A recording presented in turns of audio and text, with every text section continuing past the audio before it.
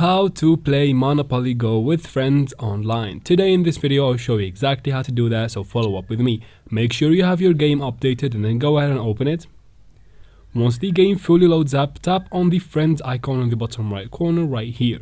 You can start by connecting your Facebook account to have your Facebook friends that play the game shown up in here. So tap on the Facebook logo and then tap on confirm.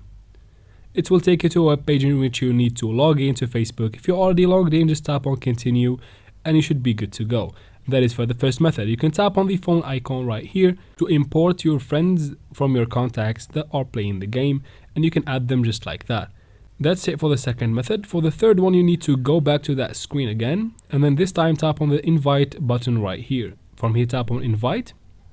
And once you tap on the orange button, you have a link that you have to share with the people that you want to add via social media or any other mean. Once they open the link and install the game, they will be added to your screen right here and will be friends with you, and you can play with them anytime. And that's how we do it, guys. I hope this video was helpful. Please like and comment down below. Don't forget to subscribe for future videos like this one, and thank you very much for watching.